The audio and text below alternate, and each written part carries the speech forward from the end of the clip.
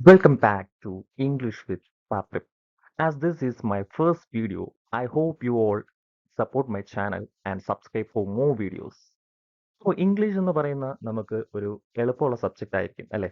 അതിപ്പോൾ സ്കൂളിൽ പഠിക്കുമ്പോൾ പോലും നമുക്ക് എളുപ്പമായിരിക്കും. പക്ഷെ അത് ഗ്രാമറിലേക്ക് വരുമ്പോൾ നമുക്ക് ഒരുപാട് പ്രയാസങ്ങൾ വരും. അപ്പോൾ അതിനൊക്കെ ഒരു ടിപ്സ് ആയിട്ടാണ് ഈ ഒരു ചാനലിൽ ഞാൻ വീഡിയോസ് അപ്ലോഡ് ചെയ്യുന്നത്. അപ്പോൾ ഇന്നത്തെ എൻ്റെ ടിപ്പ് എന്ന് പറയുന്നത് ഒരു കൺഫ്യൂസിങ് അഡ്ജക്റ്റീവ്സ് ആണ്. നമുക്ക് എല്ലാവർക്കും അറിയാം എന്താണ് അഡ്ജക്റ്റീവ്സ് എന്ന്.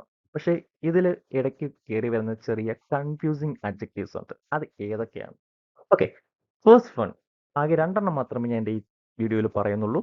ഒന്നാമത്തത് ലിറ്റിൽ ആൻഡ് ഫ്യൂ. ഓക്കെ, ഇവർ തമ്മിലുള്ള വ്യത്യാസം എന്താണ്?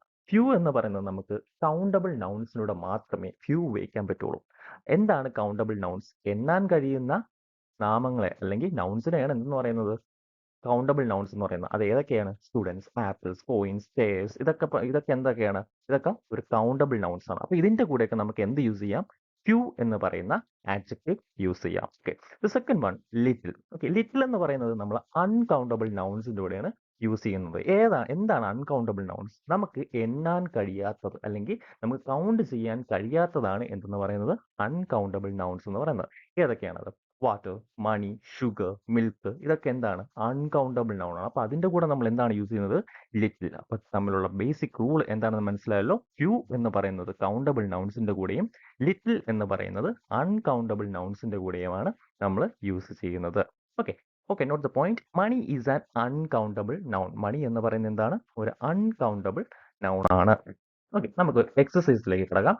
ഒന്നാമത്തെ ക്വസ്റ്റ്യൻ എന്ന് പറയുന്നത് there is dash milk in the glass. There is dash milk in the glass. അപ്പോൾ ഇവിടെ മിൽക്ക് എന്ന് പറയുന്നത് എന്താണ്? കൗണ്ടബിൾ ആണോ അൺകൗണ്ടബിൾ ആണോ? നമുക്ക് തന്നിരിക്കുന്ന സെന്റൻസിൽ ആ നൗൺ ഏതാണെന്ന് നോക്കുക. ആ നൗൺ കൗണ്ടബിൾ ആണോ അൺകൗണ്ടബിൾ ആണോ നോക്കുക. ഓക്കെ, ഇപ്പോൾ മിൽക്ക് എന്ന് പറയുന്നത് എന്താണ്? അൺകൗണ്ടബിൾ നൗൺ ആയതുകൊണ്ട് തന്നെ നമ്മൾ അവിടെ എന്താണ് യൂസ് ചെയ്യുന്നത്?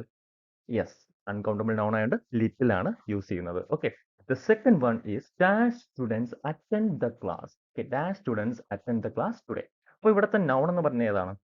സ്റ്റുഡൻസ് ആണ്. ഓക്കെ, സ്റ്റുഡൻസ് എന്ന് പറയുന്നത് കൗണ്ടബിൾ ആണോ അൺകൗണ്ടബിൾ ആണോ? യെസ്, കൗണ്ടബിൾ ആണ്. അപ്പോൾ കൗണ്ടബിൾ ആണെങ്കിൽ നമ്മൾ ഏത് യൂസ് ചെയ്യും? ഫ്യൂ യൂസ് ചെയ്യും. അപ്പോൾ few students attend the class. Okay, few students attend the class today. The third question എന്ന് പറയുന്നത് I have dash time to finish this work. Okay, time എന്ന് പറയുന്നത് എപ്പോഴും അൺകൗണ്ടബിൾ നൗൺ ആണ്. അൺകൗണ്ടബിൾ നൗൺ ആണ് time എന്ന് പറയുന്നത്. അപ്പോൾ ടൈമിൻ്റെ കൂടെ എന്ത് യൂസ് ചെയ്യും? Little. Okay, I have little time to finish this work. അടുത്ത നാലാമത്തെ question. She has dash friends in this city. She has dash friends in his city. അപ്പോൾ ഫ്രണ്ട്സ് എന്ന് പറയുന്നത് കൗണ്ടബിൾ നൗൺ ആയതുകൊണ്ട് തന്നെ അതിൻ്റെ കൂടെ എന്ത് യൂസ് ചെയ്യും? ഫ്യൂ യൂസ് ചെയ്യും. അപ്പോൾ she has few friends in this city. Okay, last question നിങ്ങൾക്ക് വേണ്ടി വിട്ടു തരികയാണ്. നിങ്ങളത് കമന്റ് ബോക്സിൽ കമന്റ് ചെയ്യുക. ഓക്കെ.